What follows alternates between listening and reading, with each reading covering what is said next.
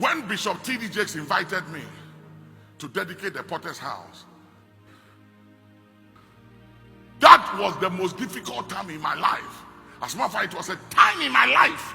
At that time, I was contemplating suicide.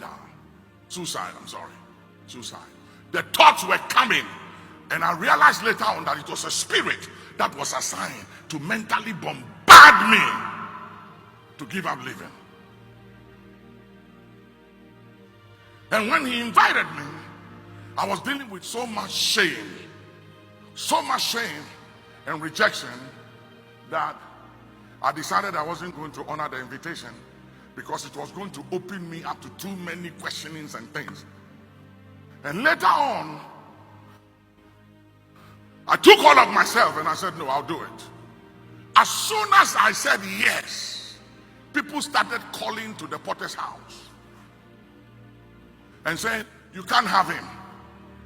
Do you know what is going on in his life? So Bishop Jakes called me and said, what's going on? And I said, why? He said, we're having too many calls coming in. Everybody is talking about you and all that was. And I said, the same thing I've told you. It's nothing new. It's the same old devil. The devil is fighting me and I'm also fighting him. And he's angry with me. So it's the same thing I've told you. There's nothing new. And he said, okay, that's fine. But it opened me up to all kinds of contradictions. And people were angry that in the mix of my shame and what they call defeat in my life, I was invited to do such an honorable thing.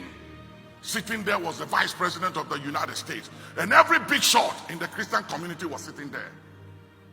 And when they called me to dedicate the Potter's House,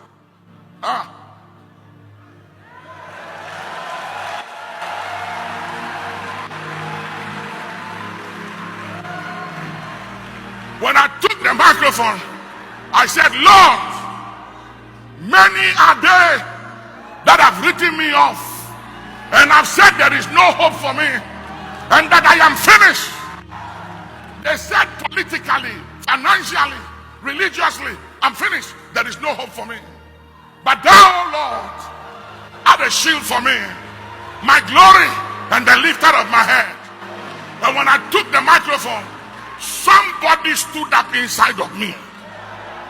Kadubahasa, Elemu Katala, Dayanda Kuwalahasi, May Kidabahadakusa.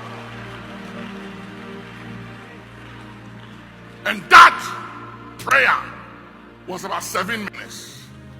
And that opened America up for me. That was it. Up to today, every invitation I've had for all major churches in America came from that 7 minutes prayer. And that was the lowest times of my life. And it was the times of rejection and embarrassment and mockery. When everybody concluded I was finished, and the experts in the kingdom, the experts in the church said I was finished. But I understood, as it is written, who is it that saith a thing or predicts anything, and it cometh to pass when the Lord God commanded it not? Say, I hear you.